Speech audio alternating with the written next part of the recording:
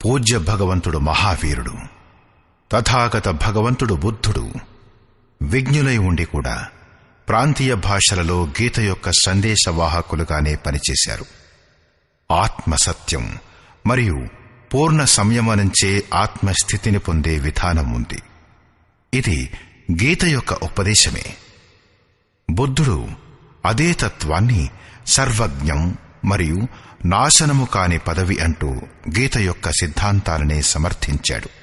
ఇంతేకాదు, కాని విశ్వవాంగ్మయంలో ధర్మం పేరిట ఏదైనా సార సర్వస్వం ఉందంటే, ఉదాహరణకి ఒకే ఈశ్వరుడు, ప్రార్థన, ప్రాయశ్చిత్తం, తపస్సు మొదలగునవి అన్నీ కూడా గీత యొక్క ఉపదేశాలే.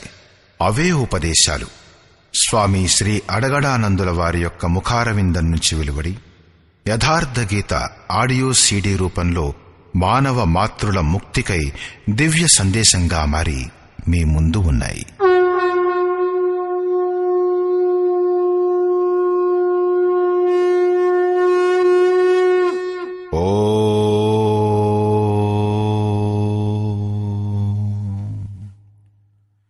శ్రీ పరమాత్మనే నమః. యథార్థ గీత, శ్రీమద్ భగవద్గీత, పంచమ అధ్యాయం. 3వ అధ్యాయంలో అర్జునుడు, భగవంతుడా, జ్ఞానయోగం మీకు శ్రేష్టమనిపించినప్పుడు మీరు నన్ను భయంకర కర్మజాలంలో ఎందుకు పడేస్తున్నారు అని ప్రశ్నించాడు. అర్జునుడికి నిష్కామ కర్మయోగానికంటే జ్ఞానయోగం కొంచెం సరళమని తోచినట్లుంది. ఎందుకంటే జ్ఞానయోగంలో ఓటమిలో దైవత్వం మరియు గెలుపులో మహామహిమ స్థితి 2 దశల్లోనూ లాభమే అనిపించింది. కాని ఇప్పటి వరకు 2 మార్గాల్లోనూ కర్మ చెయ్యవలసిందేనని అర్జునుడు చక్కగా అర్థం చేసుకున్నాడు. యోగేశ్వరుడతణ్ణి సంశయరహితుడైన తత్వదర్శకుడైన మహాపురుషుని శరణు చేరమని కూడా ప్రేరేపించాడు. ఎందుకంటే అర్థం చేసుకునేందుకు అదొక్కటే సరైన స్థానం. 2 మార్గాల్లో నుంచి ఒకటి ఎన్నుకునే ముందు అతను ఇలా నివేదించుకున్నాడు. అర్జున ఉవాచ,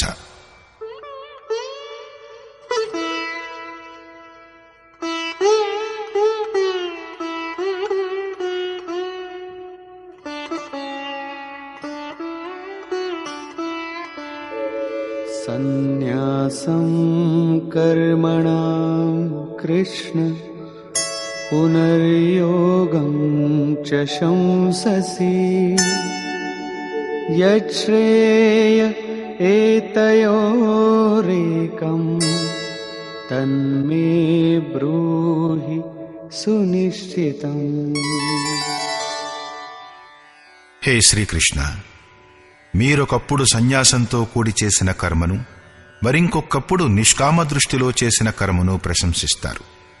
ఈ రెండింటిలోనూ ఒకటి మీచే చక్కగా నిశ్చయించబడినది, పరమ కళ్యాణకారి అయిన దానిని నాకు చెప్పండి. ఎక్కడికైనా వెళ్ళడానికి మీకు 2 మార్గాలు చెప్పబడితే మీరు సుఖప్రదమైన దారేదని తప్పకుండా అడుగుతారు. అలా అడగనట్లయితే మీకు వెళ్లే అభిప్రాయమే లేదన్నమాట. అప్పుడు యోగేశ్వరుడైన శ్రీకృష్ణుడంటాడు, శ్రీ భగవాను వాచ,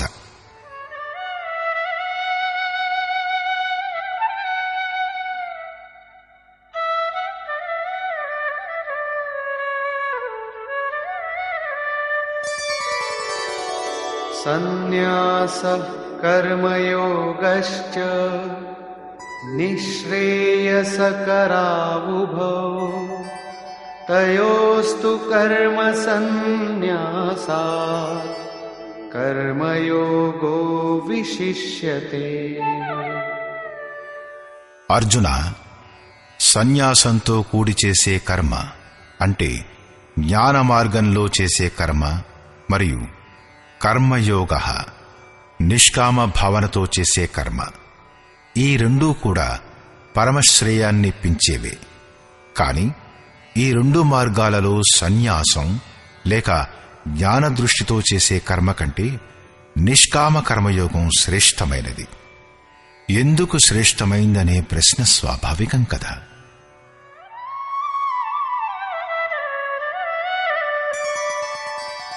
ज्ञेयः स नित्यसन्न्यासी यो न द्वेष्टि न काङ्क्षति निर्द्वन्द्वो हि महाबाहो सुखं बन्धात् प्रमुच्यते।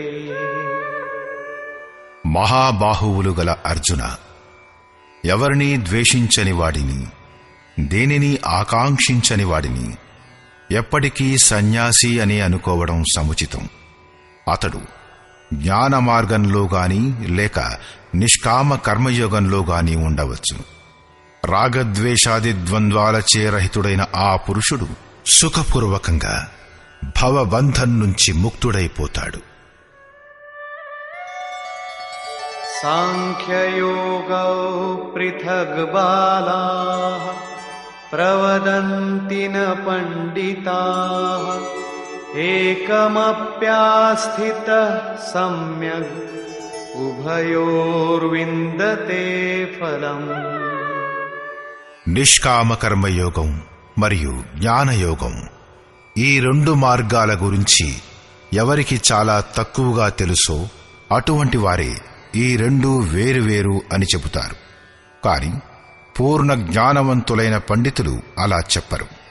ఎందుకంటే రెండింటిలో నుంచి ఏ ఒక్కదానిలోనైనా సరే చక్కగా స్థితుడైన పురుషుడు రెండింటి ఫలరూపుడైన పరమాత్ముణ్ణి పొందుతాడు. రెండింటి ప్రతిఫలం ఒక్కటే కాబట్టి రెండూ ఒక్కలాంటివే.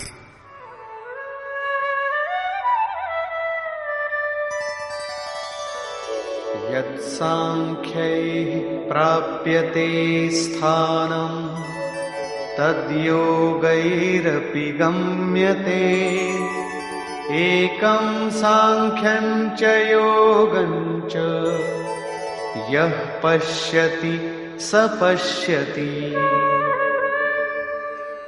సాంఖ్య దృష్టితో కర్మ చేసేవాడు ఎక్కడికి చేరుతాడో అక్కడికే నిష్కామంగా కర్మ చేసేవాడు కూడా చేరుకుంటాడు. కాబట్టి ఎవరైతే రెండింటినీ ప్రతిఫలం దృష్ట్యా ఒకటిగా చూస్తారో వారే యథార్థాన్ని తెలుసుకున్నవారు. రెండు మార్గాలు ఒకే స్థానాన్ని చేర్చేటప్పుడు నిష్కామ కర్మయోగంలో విశేషం ఏమిటి? శ్రీకృష్ణుడంటాడు,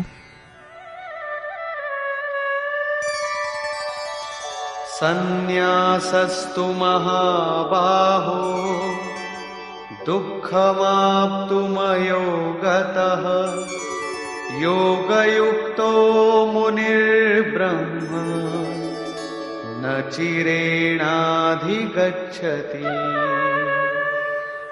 అర్జున, నిష్కామ కర్మయోగాన్ని ఆచరించకుండా సన్యాస అంటే సర్వస్వం యొక్క న్యాసం దుఃఖప్రదమైనది. యోగం యొక్క ఆచరణ ప్రారంభమే చెయ్యనప్పుడు అది అసంభవమవుతుంది. కాబట్టి భగవత్ స్వరూపాన్ని మననం చేసే మునులు, మనస్సుతో సహా ఇంద్రియాలు మౌనమైపోయిన ఆ మునులు నిష్కామ కర్మయోగాన్ని ఆచరిస్తూ పరబ్రహ్మ అయిన పరమాత్ముణ్ణి శీఘ్రంగానే పొందుతారు. జ్ఞానయోగంలో కూడా నిష్కామ కర్మయోగ ఆచరణే పాటించవలసి ఉంటుందని స్పష్టమవుతుంది. ఎందుకంటే రెండింటిలోనూ క్రియ ఒక్కటే. అది యజ్ఞం యొక్క క్రియ. దాని అసలైన అర్థం ఆరాధన. రెండింటిలో తేడా కేవలం కర్త యొక్క దృక్పథానికి సంబంధించింది మాత్రమే. ఒకడు తన శక్తిని అర్థం చేసుకుని లాభనష్టాల్ని బేరీజు వేసుకుంటూ అదే కర్మలో ప్రవృత్తుడవుతాడు. మరింకొకడు నిష్కామ కర్మయోగి, ఇష్టదైవంపై ఆధారపడి ఇదే కర్మలో ప్రవృత్తుడవుతాడు. ఉదాహరణకై ఒకడు ప్రైవేటుగా చదివితే రెండోవాడు విద్యాలయంలో చేరి చదువుతాడు. ఇద్దరి పాఠ్యక్రమం ఒక్కటే, పరీక్ష ఒక్కటే, పరీక్షించేవాడు పేపర్ దిద్దేవాడు కూడా ఒక్కడే. సరిగ్గా ఇదే ప్రకారంగా ఇద్దరికీ సద్గురువే తత్వదర్శకుడు. మరి డిగ్రీ కూడా ఒక్కటే. కేవలం ఇద్దరి దృక్పథాలే భిన్నమైనవి. అయితే స్కూలులో చదివే విద్యార్థికి దొరికే సదుపాయాలు అధికంగా ఉంటాయి. ఇంతకుముందు శ్రీకృష్ణుడు కామం మరియు క్రోధాలు దుర్జయులైన శత్రువులు, అర్జున వీటిని నీవు చంపుము అని అన్నాడు. అర్జునుడికి ఇది కఠినమైన పనిగా తోచింది.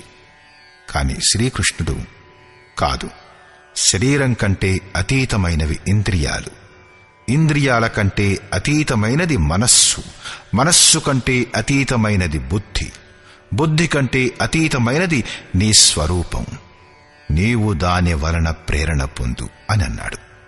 ఈ ప్రకారంగా తన శక్తిని తెలుసుకుని దానిని ముందుంచుకుని స్వావలంబుడై కర్మలో ప్రవృత్తుడవడాన్ని జ్ఞానయోగం అంటారు.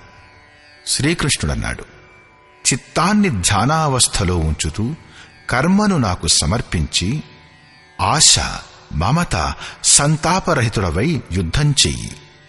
సమర్పణతో పాటు ఇష్టదైవంపై ఆధారపడుతూ కర్మలో ప్రవృత్తుడవడమే నిష్కామ కర్మయోగం.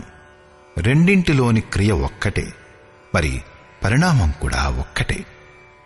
దీనిని సమర్థిస్తూ యోగేశ్వరుడైన శ్రీకృష్ణుడు ఇలా అంటాడు: యోగాన్ని ఆచరించకుండా సన్యాసం అంటే శుభాశుభ కర్మల యొక్క చరమస్థితిని పొందగలగడం అసంభవం. శ్రీకృష్ణుడు చెప్పినట్లు అలాంటి యోగం ఏదీ లేదు.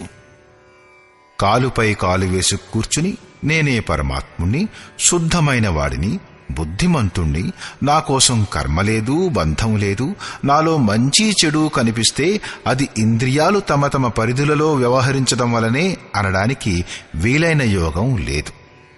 ఇలా తన్ను తాను పొగుడుకోవడం శ్రీకృష్ణుని మాటలలో లేనేలేదు. సాక్షాత్తు యోగేశ్వరుడు కూడా తనకు అత్యంత ప్రియుడైన అర్జునుడికి కర్మ చెయ్యకుండా ఈ స్థితిని ప్రసాదించలేకపోయాడు. అతనే గనక అలా చెయ్యగలిగితే గీత అవసరం ఏముంటుంది? కర్మ చేయక తప్పదు. కర్మ చేయుట ద్వారానే సన్యాస స్థితిని పొందవచ్చును. యోగంతో యుక్తులైన పురుషులు శీఘ్రంగానే పరమాత్ముణ్ణి పొందుతారు. యోగయుక్తుడైన పురుషుని లక్షణాలేమిటి? దీనిని గురించి ఇలా అంటాడు: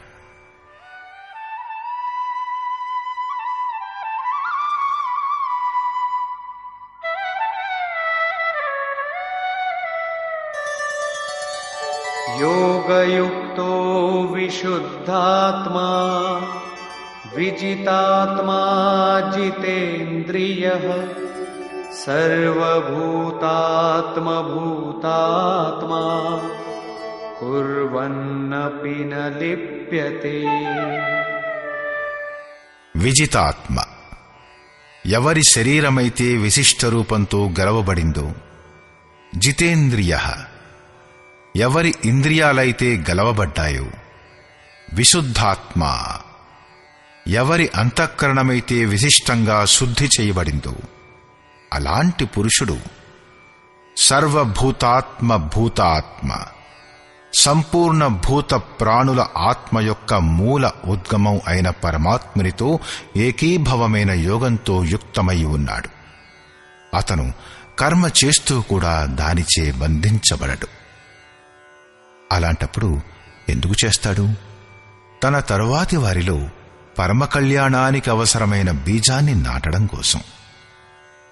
ఎందుకు బంధింపబడడు? ఎందుకంటే సమస్త ప్రాణుల యొక్క మూల ఉద్గమమైన పరమతత్వమైన పరమాత్ముడి తత్వంలో స్థితుడైపోయాడు కాబట్టి. దానికంటే అతీతమైంది ఇంకో వస్తువు లేదు. వెతుకుదామన్నా కూడా వెనుక వదిలిన వస్తువులు చిన్నవైపోయాయి. ఇంకా ఎందులో ఆసక్తి చూపించాలి? కాబట్టి అతను కర్మలచే బంధించబడడు. ఇది యోగయుక్తమైన వాని యొక్క పరాకాష్ఠ చిత్రణ. మళ్ళీ యోగయుక్తుడైన పురుషుడు ఉండే విధానాన్ని స్పష్టం చేస్తాడు. అతను కర్మ చేస్తూ కూడా ఎందుకు బంధించబడడు? నైవ కించిత్ కరోమీతి యుక్తో మన్యేత తత్వవిత్ పశ్యన్ శృణ్వన్ స్పృశన్ జిఘ్రన్ అశ్నన్ గచ్చన్ స్వపన్ శ్వసన్ ప్రలపన్ విసృజన్ గృహ్ణన్ ఉన్మిషన్ నిమిషన్నపి ఇంద్రియాణీంద్రియార్థేషు వర్తంత ఇతి ధారయన్. పరమతత్వమైన పరమాత్ముణ్ణి సాక్షాత్కార సహితంగా తెలుసుకున్న యోగయుక్తుడైన పురుషుని ఈ మనఃస్థితి అంటే అనుభూతి ఏమిటంటే, నేను కించిన్మాత్రం కూడా ఏమీ చెయ్యను అని. ఇది అతని కల్పన కాదు, కాని ఈ స్థితిని అతను కర్మ చేసే పొందాడు. ఎలాగంటే యుక్తో మన్యేత. ఇప్పుడు పరమస్థితిని పొందిన పిదప అతను అన్నీ వింటూ కూడా త్యాగం చేస్తూ, గ్రహిస్తూ, కళ్లను తెరుస్తూ మూస్తూ కూడా ఇంద్రియాలు తమ తమ పరిధుల్లో వ్యవహరిస్తున్నాయి అనే ధారణ గలవాడై ఉంటాడు. పరమాత్ముణ్ణి మించి ఏమీ లేదు. అతను ఆ పరమాత్మునిలోనే స్థితుడై ఉన్నప్పుడు అంతకు మించిన ఏ సుఖాన్ని కోరి అతను ఇతరుల్ని స్పృశించడం మొదలైనవి చేస్తాడు? ఏదైనా ఇంకో శ్రేష్టమైన వస్తువంటూ మిగిలితే అతనికి ఆసక్తి తప్పకుండా ఉంటుంది. కాని ఆ స్థితిని పొందిన పిదప ఇప్పుడింకా ఎక్కడికి వెడతాడు? మరి వెనుక ఏం త్యజిస్తాడు?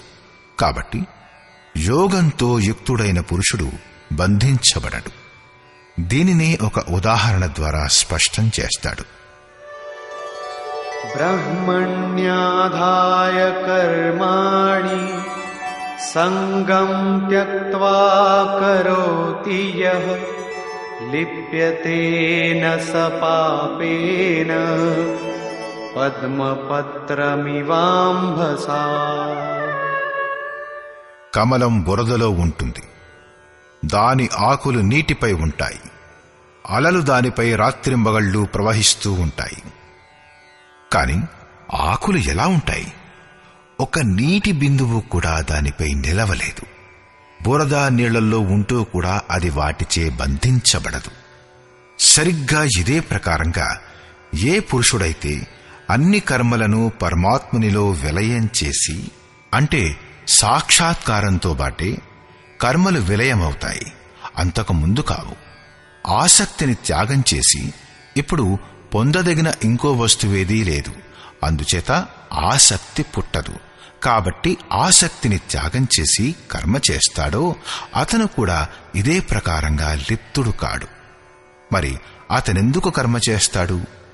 మన కోసం, సమాజ కళ్యాణం కోసం, తన తరువాతి వారికి మార్గదర్శనం చేయడం కోసం. దీనిని ఇలా వివరిస్తాడు.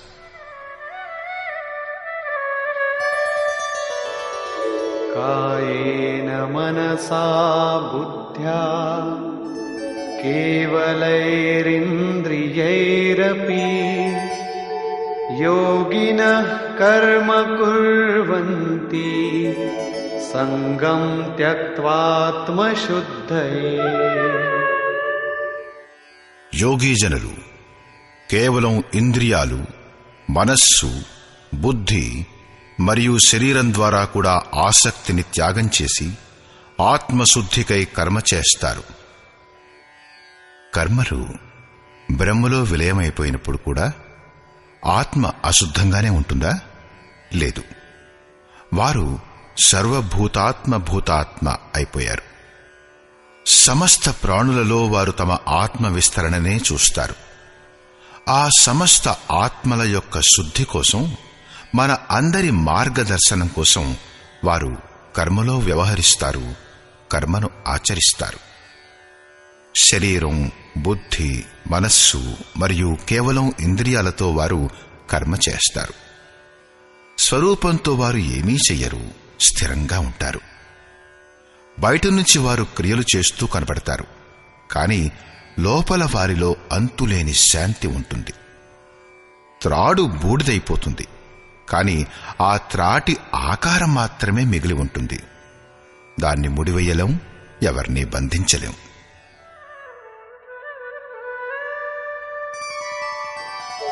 యుక్తః కర్మఫలం త్యక్త్వా శాంతిమాప్నోతి నైష్ఠికీం అయుక్తః కామకారేణ ఫలే సక్తో నిబధ్యతే.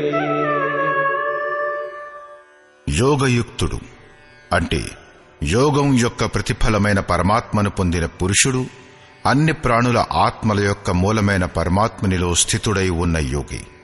కర్మ ఫలాన్ని త్యాగం చేసి, నిజానికి కర్మ ప్రతిఫలమైన పరమాత్ముడు అతనితో వేరుగా లేడు. కాబట్టి కర్మ యొక్క ప్రతిఫలాన్ని త్యాగం చేసి నైష్ఠికీం శాంతిం ఆప్నోతి, శాంతి యొక్క అంతిమ అవస్థను పొందుతాడు. దాని తరువాత ఇంకా పొందదగిన శాంతి అనేది మిగిలి ఉండదు. దాని తరువాత అతడెప్పుడూ అశాంతికి గురికాడు. కాని ఏ పురుషుడు కర్మ పరిణామంతో యుక్తుడు కాడో, ఇంకా దారిలోనే ఉన్నాడో, అలాంటి పురుషుడు ప్రతిఫలాల్లో ఆసక్తుడై ప్రతిఫలమైన పరమాత్మునిపై ఆసక్తి కలగడం అవసరం.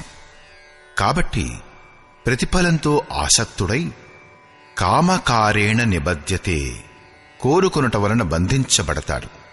అంటే చివరి వరకు కోరికలు జాగృతమవుతూనే ఉంటాయి. అందుచేత సాధకుడు చివరి వరకు సావధానుడై ఉండవలసి ఉంటుంది. గురు మహారాజుల వారనేవారు, ఓ, మనం భగవంతుడి నుంచి కొంచెం కూడా వేరుగా ఉన్నంత వరకు మాయ సఫలమనవచ్చు. ఈ దశని రేపు పొందవచ్చు. అయినా కూడా ఈరోజు అతను అజ్ఞానుడే. ఇందువలన చివరి వరకు సాధకుడు అజాగ్రత్తగా ఉండరాదు. ఇదే విషయం ఈ శ్లోకంలో చెప్పబడింది.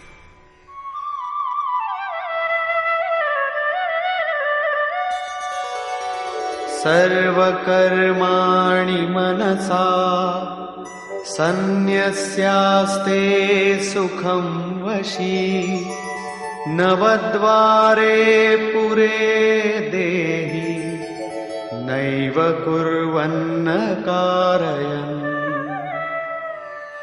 ఎవరైతే సంపూర్ణంగా స్వవశుడో, ఎవరైతే శరీరం, బుద్ధి, మనస్సు, ప్రకృతుల కంటే అతీతంగా స్వయంలో స్థితుడై ఉన్నాడో, అలాంటి స్వవశంలో ఉన్న పురుషుడు నిస్సందేహంగా ఏమీ చెయ్యడు, ఏమీ చేయించడు.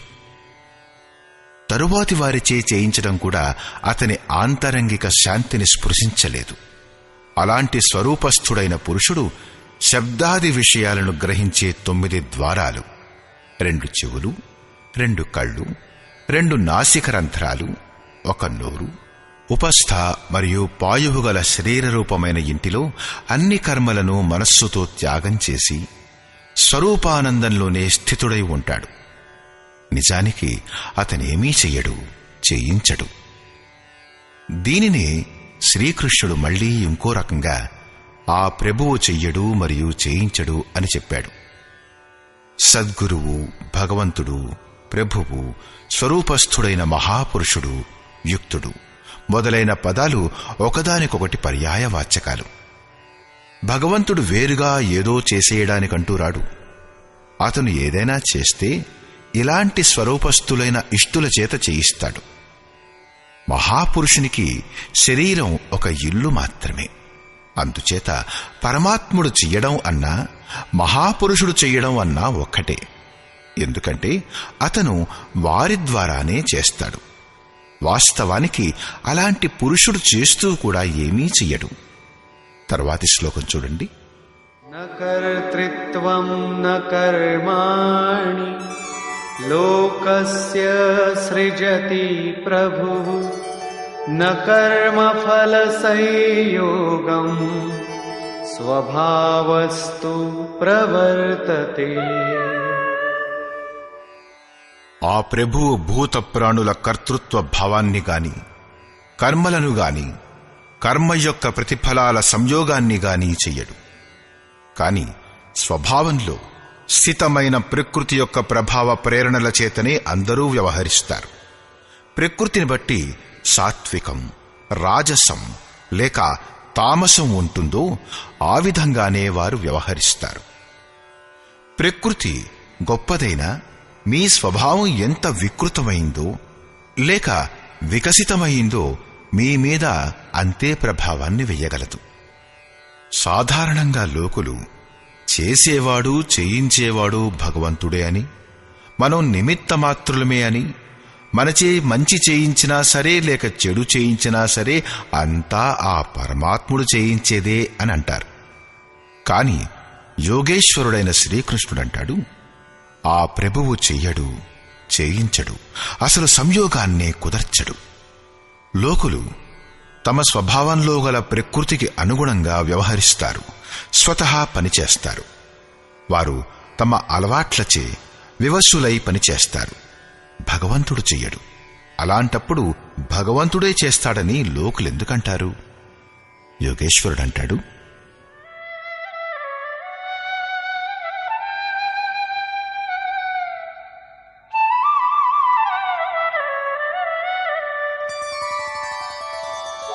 నాదత్తే కస్యచిత్ పాపం న చైవ సుకృతం విభుః అజ్ఞానేనావృతం జ్ఞానం తేన ముహ్యంతి జంతవః. ఎవరినైతే ఇప్పటి వరకు ప్రభువు అన్నాడో అతనినే ఇక్కడ విభువు అనడమయ్యింది.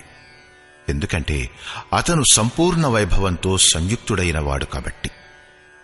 ప్రభుతతో మరియు వైభవంతో సంయుక్తుడైన ఆ పరమాత్ముడు ఎవరిదైనా పాపకర్మాన్ని గాని పుణ్యకర్మాన్ని గాని గ్రహించడు. మరి లోకులెందుకంటారు? ఎందుకంటే అజ్ఞానం ద్వారా జ్ఞానం కప్పబడి ఉంది కనుక. వారికింకా సాక్షాత్కార సహితంగా జ్ఞానం లభించలేదు కాబట్టి. ప్రస్తుతానికి వారు జంతువులు. మోహవశంలో వారేమైనా అనవచ్చు. జ్ఞానం వలన ఏమవుతుంది? దీన్ని స్పష్టంగా చెప్పాడు. జ్ఞానేన తు తదజ్ఞానం యేషాం నాశితమాత్మనః తేషామాదిత్యవజ్ఞానం ప్రకాశయతి తత్పరం. ఎవరి అంతఃకరణంలోని అజ్ఞానం ఆత్మ సాక్షాత్కారం ద్వారా నష్టమైపోతుందో, ఎవరైతే జ్ఞానాన్ని పొందుతారో వారి యొక్క ఆ జ్ఞానం సూర్యుని సదృశంగా ఆ పరమతత్వమైన పరమాత్మని దర్శింపచేస్తుంది. అంటే ఆ పరమాత్మ అనేది ఏదైనా అంధకారం పేరా? కాదు. అతను స్వయం ప్రకాశ రూపదినరాతి, స్వయం ప్రకాశరూపం కలవాడు. కాని మన ఉపయోగానికి కాదు. ఎందుకంటే ఆ పరమాత్ముడు కనిపించడు కదా. ఎప్పుడైతే జ్ఞానం ద్వారా అజ్ఞానం యొక్క ఆచ్ఛాదన తొలగిపోతుందో అప్పుడు ఆ జ్ఞానం సూర్యుని సదృశంగా పరమాత్ముణ్ణి తనలో లీనమగునట్లు చేస్తుంది. మరింకా ఆ పురుషునికి ఎటువంటి అంధకారమూ ఉండదు. ఆ జ్ఞానం యొక్క స్వరూపం ఏమిటి?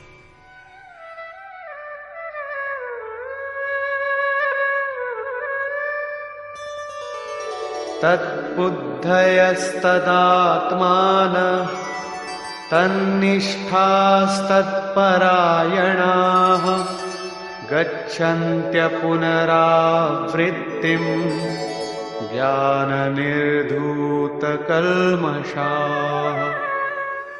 ఎప్పుడైతే ఆ పరమతత్వమైన పరమాత్మునికి అనుగుణంగా బుద్ధి ఉంటుందో, తత్వానికి అనుగుణంగా ప్రవహించే మనస్సు ఉంటుందో, పరమతత్వమైన పరమాత్మలో ఏకీభావంతో అతను ఉంటాడు, అతనిలో నిమగ్నుడై ఉంటాడు. అటువంటి దశ పేరే జ్ఞానం. జ్ఞానం కల్లబుల్లి కబుర్లు లేక వాద వివాదాల పేరు కాదు. ఈ జ్ఞానం ద్వారా పాపరహితుడైన పురుషుడు పునరాగమనరహితమైన పరమగతిని పొందుతాడు. పరమగతిని పొంది పూర్ణంగా తెలివితేటలతో యుక్తుడైన పురుషుణ్ణే పండితుడు అని కూడా అంటారు. తర్వాత విద్యా వినయ సంపన్నే బ్రాహ్మణే గవిహస్తిని శుని చైవ శ్వపాకే చ పండితాః సమదర్శినః. జ్ఞానం ద్వారా ఎవరి పాపాలైతే నశించిపోయాయో, ఎవరైతే అపునరావర్తి పరమగతిని పొందారో అలాంటి జ్ఞానులు వినయ సంపన్నుడైన బ్రాహ్మణుని పట్ల, చండాలుని పట్ల, ఆవు మరియు కుక్క పట్ల, ఏనుగు పట్ల సమానమైన దృష్టి గలవారై ఉంటారు. వారి దృష్టిలో విద్యా వినయ సంపన్నుడైన బ్రాహ్మణుడు గొప్పవాడు కాడు, చండాలుడు తక్కువ కాడు. ఆవు ధర్మం కాదు, కుక్క అధర్మం కాదు. అలాగే ఏనుగు పెద్ద శరీరాన్ని కలిగి ఉండదు. అలాంటి పండితులు జ్ఞాన సంపన్నులు, సమదర్శులు, సమవర్తులు అయి ఉంటారు. వారి దృష్టి చర్మంపై గాక ఆత్మపై పడుతుంది. వారికి కనిపించే భేదం ఏమిటంటే, విద్యా వినయ సంపన్నుడు స్వరూపానికి దగ్గరలో ఉంటే, మిగిలిన వారు కొంచెం దూరంలో ఉంటే, కొంతమంది ముందు మజిలీ చేరి ఉంటే, కొందరు వెనుక మజిలీలో ఉన్నారు. శరీరం వస్త్రం మాత్రమే. వారి దృష్టి వస్త్రం యొక్క మహత్వాన్ని చూడదు, కాని అతని హృదయంలో గల ఆత్మపై పడుతుంది. కాబట్టి వారెలాంటి భేదాన్ని చూపరు. శ్రీకృష్ణుడు పర్యాప్తమైన గోసేవ చేశాడు. అతను ఆవుల గురించి గౌరవప్రదంగా మాట్లాడాలి కదా, కాని అతనలా మాట్లాడలేదు. శ్రీకృష్ణుడు ఆవుకి ధర్మంలో ఎలాంటి స్థానమూ ఇవ్వలేదు. మిగిలిన జీవాత్మలలో లాగానే ఆవుల్లో కూడా ఆత్మ ఉందని అతను ఒప్పుకున్నాడు. ఆవుల ఆర్థిక మహత్వం ఏదైనా, వాటి ధార్మిక మహత్వం మాత్రం తరువాతి తరం వారిచే ఇవ్వబడింది. శ్రీకృష్ణుడు ఇంతకుముందు చెప్పాడు, అవివేకుల బుద్ధి అనంత శాఖలు గలదై ఉంటుంది. కాబట్టి వారు అనంత క్రియలను విస్తరింపచేసుకుంటారు. ఆడంబరమైన, శోభాయుక్తమైన భాషలో వాటిని వారు వ్యక్తపరుస్తారు. వారి మాటల యొక్క ప్రభావం ఎవరి చిత్తంపై పడుతుందో వారి బుద్ధి కూడా భ్రష్టమైపోతుంది. వారేమీ పొందలేరు, భ్రష్టులైపోతారు. కాని నిష్కామ కర్మయోగంలో అర్జున, నిర్ధారించబడిన క్రియ ఒక్కటే, అది యజ్ఞం యొక్క ప్రక్రియ, ఆరాధన. ఆవు, కుక్క, ఏనుగు, రావి చెట్టు, నది మొదలైన వాటి ధార్మిక మహత్వం ఇలాంటి అనంత శాఖలు గల అవివేకుల అభిప్రాయం మాత్రమే. వీటికే గనక నిజంగా ధార్మిక మహత్వం ఉంటే శ్రీకృష్ణుడు చెప్పి ఉండేవాడే. గుడి, మసీదు వగైరా పూజాస్థలాలు ఆరంభంలో అవసరమైనవే. అక్కడ ప్రేరణ కలిగించే సామూహిక ఉపదేశాలివ్వబడతాయి. కాబట్టి వాటి ఉపయోగం తప్పకుండా ఉంటుంది. అవి ధర్మోపదేశం వినిపించే కేంద్రాలు. ప్రస్తుత శ్లోకంలో 2 రకాల పండితుల గురించి చర్చించబడింది. ఒక పండితుడు పూర్ణ జ్ఞాత, మరి 2వ రకం పండితుడు విద్యా వినయ సంపన్నుడు. వారు 2 రకాలెలా? వాస్తవానికి ప్రతి విషయానికి 2 హద్దులుంటాయి. ఒకటి అత్యధికమైనది, పరాకాష్ఠ. మరి రెండోది ప్రారంభిక దశకు చెందినది లేదా నిమ్నతమైనది. ఉదాహరణకై, ఎక్కడి నుంచైతే భక్తి మొదలవుతుందో, వివేకం, వైరాగ్యం మరియు ధ్యానంతో ఆరాధించడం మొదలవుతుందో, అది భక్తి యొక్క నిమ్నతమ హద్దు. ఎక్కడైతే భక్తి తన పరిణామాన్నిచ్చే స్థితిలోకి చేరుకుంటుందో, అది భక్తి యొక్క ఉచ్చతమ హద్దు. ఇదే ప్రకారంగా బ్రాహ్మణ శ్రేణిలో కూడా ఎప్పుడైతే బ్రహ్మలో ప్రవేశం పొందే యోగ్యతలు వస్తాయో, ఆ సమయంలో విద్య, వినయం చేకూరుతాయి. మనస్సు మరియు ఇంద్రియాలపై నియంత్రణ, అనుభవం యొక్క సంచారం, నిరంతరంగా చింతన, ధ్యానం మరియు సమాధి మొదలైన బ్రహ్మలో ప్రవేశం ఇప్పించే అన్ని యోగ్యతలు అతని అంతరాళంలో స్వాభావికంగా కార్యరథములై ఉంటాయి. ఇది బ్రాహ్మణత్వం యొక్క నిమ్నతమ అంటే కనిష్టమైన హద్దు. ఎప్పుడైతే క్రమంగా ఉన్నతమవుతూ ఆ బ్రహ్మ యొక్క దిగ్దర్శనం చేసి అతనిలో ప్రవేశం పొందుతాడో, అప్పుడు అత్యుత్తమ హద్దు వస్తుంది. తెలుసుకోవలసిన దాన్ని తెలుసుకున్నాడు. అతను పరిపూర్ణమైన జ్ఞాని. జన్మ మరణరహితుడైన అలాంటి పురుషుడు విద్యా వినయ సంపన్నుడైన బ్రాహ్మణునిపై, చండాలునిపై, కుక్కపై, ఏనుగు మరియు ఆవుపై సమానమైన దృష్టి గలవాడవుతాడు. ఎందుకంటే అతని దృష్టి హృదయస్థితమైన ఆత్మస్వరూపం పైన పడుతుంది. అలాంటి మహాపురుషునికి పరమగతిలో ఏం దొరికింది, ఎలా దొరికింది అనే విషయం స్పష్టం చేస్తూ యోగేశ్వరుడైన శ్రీకృష్ణుడంటాడు,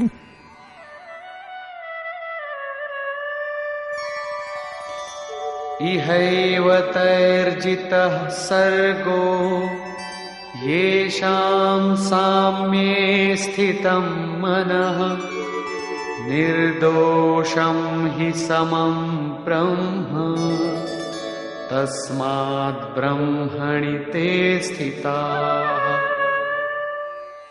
ఎవరి మనస్సైతే సమత్వంలో స్థితమై ఉంటుందో అలాంటి పురుషులు జీవించి ఉన్న అవస్థలోనే సమస్త ప్రపంచాన్ని గెలుస్తారు. మనస్సు యొక్క సమత్వానికి ప్రపంచాన్ని గెలవడానికి గల సంబంధం ఏమిటి? ప్రపంచం నాశనమైపోతే ఆ పురుషుడు ఉండేదెక్కడ? శ్రీకృష్ణుడు నిర్దోషం హి సమం బ్రహ్మ, ఆ బ్రహ్మ నిర్దోషి మరియు సమత్వం గలవాడు అని అంటాడు. ఇక్కడ అతని మనస్సు కూడా నిర్దోషి మరియు సమత్వ స్థితి పొందినటువంటిది. తస్మాత్ బ్రహ్మణితే స్థితాః, కాబట్టి అతడు ఆ బ్రహ్మలో స్థితుడైపోతాడు. దీని పేరే అపునరావర్తి పరమగతి. ఇది ఎప్పుడు లభిస్తుంది? ప్రాపంచిక రూపమైన శత్రువు జయించబడినప్పుడు. ప్రపంచం ఎప్పుడు జయించబడుతుంది? ఎప్పుడు మనస్సు నిరోధించబడుతుందో, సమత్వంలో ప్రవేశం దొరుకుతుందో అప్పుడు. ఎందుకంటే మనస్సు యొక్క ప్రసారమే జగత్తు. ఎప్పుడైతే ఆ బ్రహ్మలో స్థితుడైపోతాడో అప్పుడు ఆ బ్రహ్మజ్ఞాని లక్షణాలేమిటి, అతడు ఉండే విధానాన్ని స్పష్టం చేస్తాడు శ్రీకృష్ణుడు.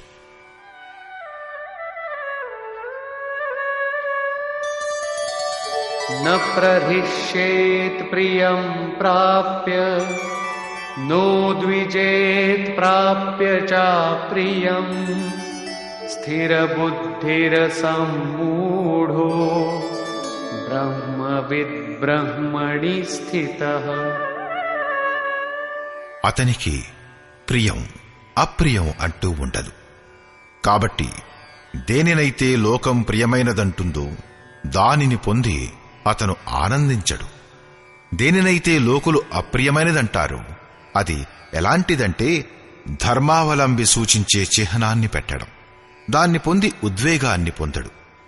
అటువంటి స్థిరమైన బుద్ధి గలవాడు, అసమ్మూఢ సంశయరహితుడైనవాడు, బ్రహ్మవిద్, బ్రహ్మతో సంయుక్తుడైన బ్రహ్మవేత్త, బ్రహ్మణి స్థిత, పరాత్పర బ్రహ్మలో ఎల్లప్పటికీ స్థితుడై ఉంటాడు. బాహ్యస్పర్శేష్వసక్తాత్మా విందత్యాత్మని యత్సుఖం స బ్రహ్మయోగయుక్తాత్మా సుఖమక్షయమశ్నుతే. బయటి ప్రాపంచిక భోగాల పట్ల అనాసక్తుడైన పురుషుడు తన అంతరాత్మలో స్థితమైన ఏ సుఖమైతే ఉందో ఆ సుఖాన్ని పొందుతాడు. ఆ పురుషుడు బ్రహ్మయోగయుక్తాత్మ, పరబ్రహ్మ అయిన పరమాత్మునితో కలిసినటువంటి ఆత్మ కలవాడు. కాబట్టి అతను ఏ ఆనందానికైతే ఎప్పటికీ అంతులేదో అటువంటి శాశ్వతమైన ఆనందాన్ని అనుభవిస్తాడు. ఈ ఆనందాన్ని ఎవరనుభవించవచ్చు? ఎవరైతే బయటి విషయం భోగాల పట్ల అనాసక్తులవుతారో వారు. అంటే భోగించటం సుఖించటం తప్ప? భగవంతుడైన శ్రీకృష్ణుడు ఇలా అంటాడు,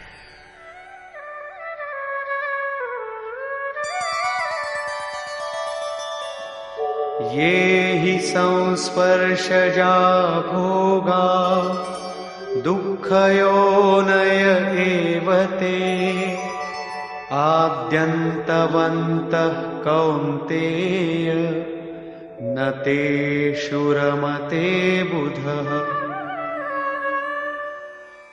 కేవలం చర్మం మాత్రమే కాదు, ఇంద్రియాలన్నీ స్పర్శభావాన్ని అనుభవిస్తాయి. చూడటం కళ్ళ యొక్క స్పర్శ, వినటం చెవుల యొక్క స్పర్శ. ఈ ప్రకారంగా ఇంద్రియాల విషయాల సంయోగంచే ఉత్పన్నమయ్యే అన్ని భోగాలు ప్రీతికరమైనవిగా అనిపిస్తాయి. కాని నిస్సందేహంగా అవన్నీ దుఃఖయోనయ, దుఃఖప్రదమైన జన్మలకు కారణమవుతాయి. ఈ భోగాలే ముందు జన్మలకి కారణమవుతాయి. ఇంతేకాదు, ఆ భోగాలు జనన మరణాలు కలవి, నశ్వరాలు. కాబట్టి కౌంతేయ, వివేకవంతుడైన పురుషుడు వాటిలో చిక్కుకొనిపోడు. ఇంద్రియాల ఈ స్పర్శలలో ఏముంటుంది? కామక్రోధాలు, రాగద్వేషాలు ఉంటాయి. దీనిని గురించి శ్రీకృష్ణుడు ఇలా అంటాడు: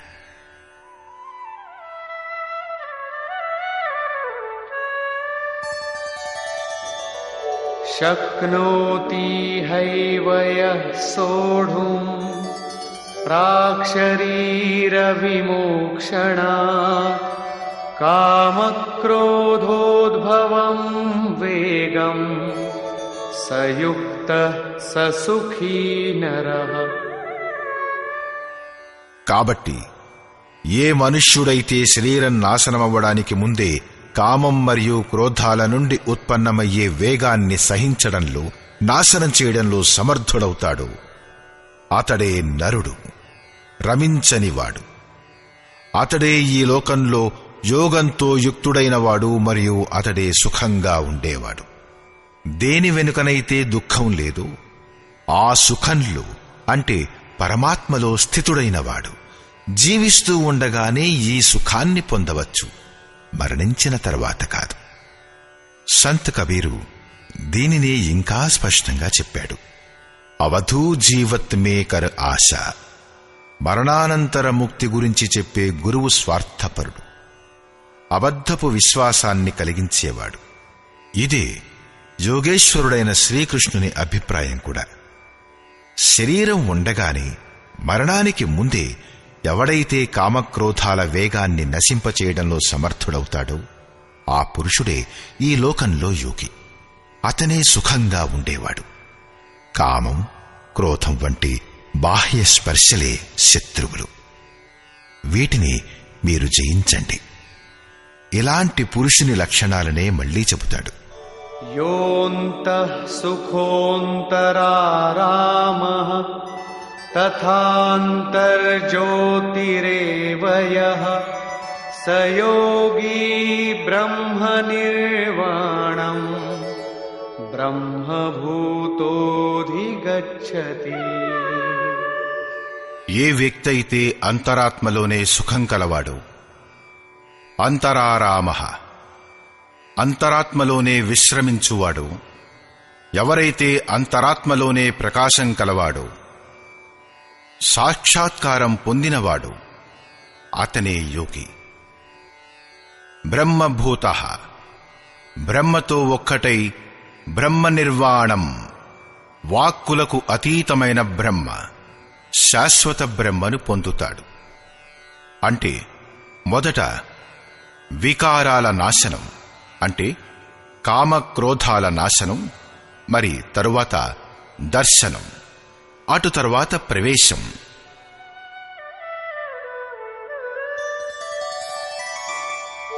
లభంతే బ్రహ్మ నిర్వాణం ఋషయః క్షీణకల్మషాః ఛిన్నద్వైధాయతాత్మానః సర్వభూతహితే రతాః. పరమాత్ముడి సాక్షాత్కారం వలన ఎవరి పాపాలు నాశనమైపోయాయో, ఎవరి సంశయాలు నశించిపోయాయో, సంపూర్ణ ప్రాణుల హితానికై ఎవరు పాటుపడుతున్నారో, ఎవరు పరమాత్మ సాక్షాత్కారం పొందినవారో వారే ఇలా చెయ్యగలరు. తాము గోతిలో పడ్డవారు ఇతరులనెలా బయటికి తీయగలరు? కాబట్టి కరుణ అనేది మహాపురుషులకు స్వాభావికమైన గుణం అయిపోతుంది. యతాత్మానః జితేంద్రియులైన బ్రహ్మజ్ఞానులైన పురుషులు శాంత పరబ్రహ్మను పొందుతారు. ఆ మహాపురుషుల స్థితిని గురించి మళ్లీ వివరిస్తాడు.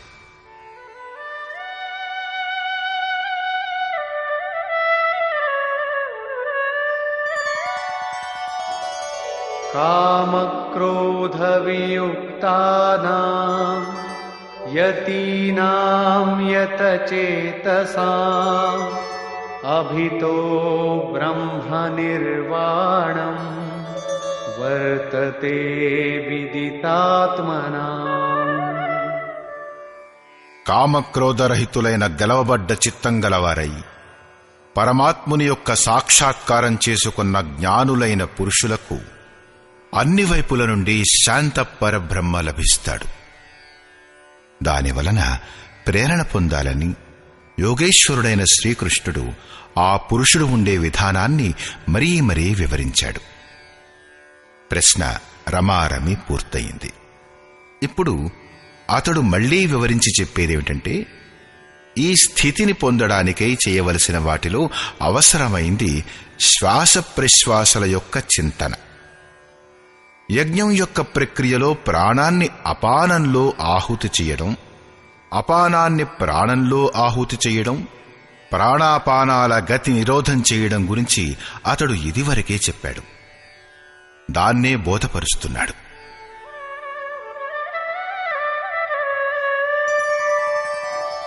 स्पर्शान् कृत्वा बहिर्बाह्यान् चक्षुश्चैवान्तरे भ्रुवोः प्राणापानौ समौ कृत्वा नासाभ्यन्तरचारिणौ यतेन्द्रियमनोबुद्धिः मुनिर्मोक्षपरायणः विगतेच्छाभयक्रोधो यः सदा मुक्त एव सः.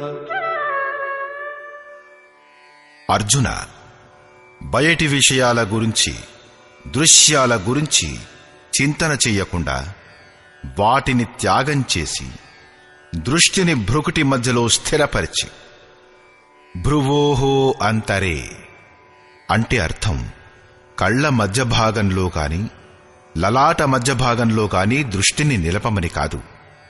భ్రుకుటి మధ్యన అంటే అసలు అర్థం తిన్నగా కూర్చున్నప్పుడు దృష్టి భ్రుకుటికి సరిగా మధ్య నుంచి తిన్నగా ముందుకు పడాలని.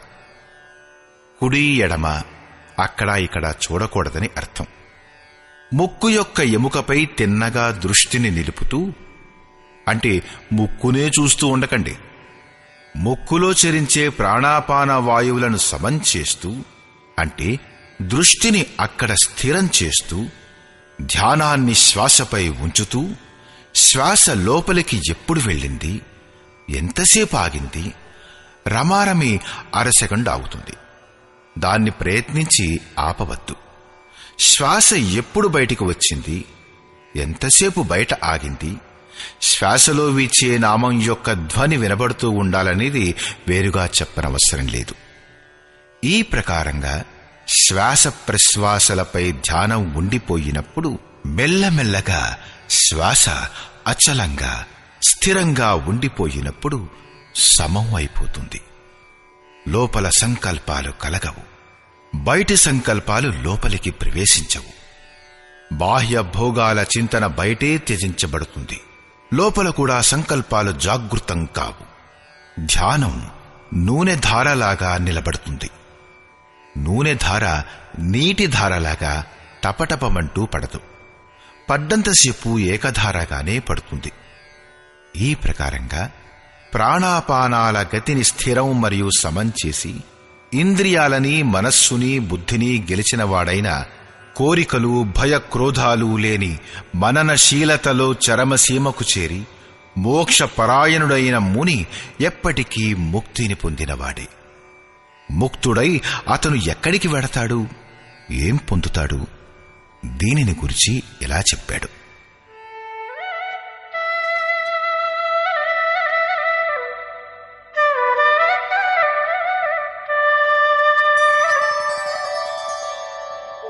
भोक्तारं यज्ञतपसां सर्वलोकमहेश्वरं सुहृदं सर्वभूतानां ज्ञात्वा मां शान्तिमृच्छति.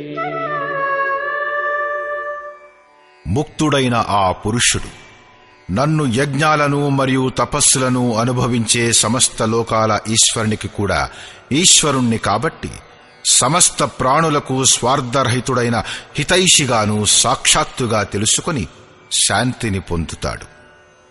శ్రీకృష్ణుడంటాడు, ఆ పురుషుని యొక్క శ్వాస ప్రశ్వాసల యజ్ఞం మరియు తపస్సుల యొక్క భోక్తను నేనే. యజ్ఞం మరియు తపస్సులు చివరకు దేనిలోనైతే లయించిపోతాయో అది నేనే. అతడు నన్ను పొందుతాడు.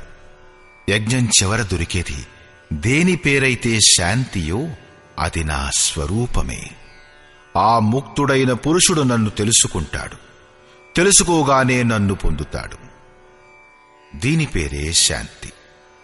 ఎలాగైతే నేను ఈశ్వరులకు కూడా ఈశ్వరుణ్ణు, అలాగే అతను కూడా ఈశ్వరులకు కూడా ఈశ్వరుడైపోతాడు.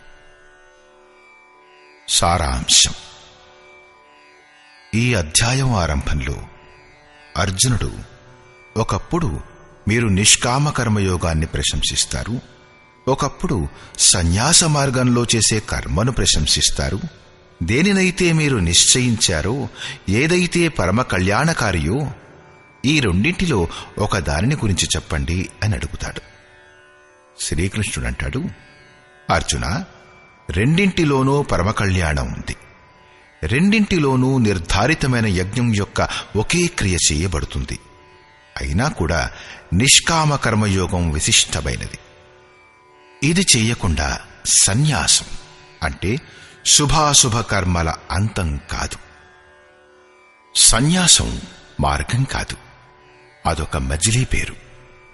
యోగంతో యుక్తుడైన వాడే సన్యాసి. యోగయుక్తుడైన వాని లక్షణాలు చెప్పాడు. అతడే ప్రభువు. అతడు ఏమీ చెయ్యడు, ఏమీ చేయించడు. కాని స్వభావంపై ప్రకృతి యొక్క ప్రభావానికి అనుగుణంగా లోకులు కర్మలు చేస్తారు. ఎవరైతే సాక్షాత్తుగా నన్ను తెలుసుకుంటారో వారే జ్ఞానులు, వారే పండితులు. యజ్ఞం యొక్క ఫలంగా లోకులు నన్ను తెలుసుకుంటారు. శ్వాస ప్రశ్వాసల యొక్క జపం మరియు యజ్ఞం తపస్సులు ఎవరిలోనైతే విలయమైపోతాయో అది నేనే. యజ్ఞం యొక్క ఫలస్వరూపమైన నన్ను తెలుసుకుని వారు ఏ శాంతినైతే పొందుతారో అది కూడా నేనే. శ్రీకృష్ణుడు వంటి మహాపురుషుల వంటి స్వరూపం సాక్షాత్కారం పొందిన వారికి కూడా లభిస్తుంది. అతడు కూడా ఈశ్వరులకు ఈశ్వరుడు. ఆత్మలకు కూడా ఆత్మస్వరూపమయుడైపోతాడు. ఆ పరమాత్మునితో పాటు ఏకీభావాన్ని పొందుతాడు. అలా అవడానికి ఎన్ని జన్మలు పట్టినా సరే. ఈ అధ్యాయంలో స్పష్టం చేయబడింది ఏమిటంటే, యజ్ఞం తపస్సు వీటి యొక్క భోక్త మహాపురుషులలో కూడా ఉండే శక్తి ఈ రెండు మహేశ్వరుడే. ఓం తత్సదితి శ్రీమద్భగవద్గీతాసూపనిషత్సు బ్రహ్మ విద్యాయాం యోగశాస్త్రే శ్రీకృష్ణార్జున సంవాదే యజ్ఞభోక్త మహాపురుషస్తమహేశ్వరః నామ పంచమోధ్యాయః. ఈ ప్రకారంగా శ్రీమద్భగవద్గీత రూపమైన ఉపనిషత్తు మరియు బ్రహ్మ విద్య మరియు యోగశాస్త్ర విషయంలో శ్రీకృష్ణుడు మరియు అర్జునుడి యొక్క సంవాదంలో యజ్ఞభోక్త మహాపురుషస్థుడు మహేశ్వరుడు అనే పేరుగల 5వ అధ్యాయం పూర్తయింది. ఇది శ్రీమత్ పరమహంస పరమానందస్య శిష్య స్వామి అడగడానంద కృతే శ్రీమద్భగవద్గీతాయాః యథార్థగీతా భాష్యే యజ్ఞభోక్త మహాపురుషస్తమహేశ్వరః నామ పంచమోధ్యాయః. ఈ ప్రకారంగా శ్రీమత్ పరమహంస పరమానంద గారి యొక్క శిష్యుడు స్వామి అడగడానంద గారిచే రచించబడిన శ్రీమద్భగవద్గీత యొక్క భాష్యం యథార్థగీతలో యజ్ఞభోక్త మహాపురుషస్తమహేశ్వరః అనే 5వ అధ్యాయం పూర్తయింది. హరి ఓం తత్సత్.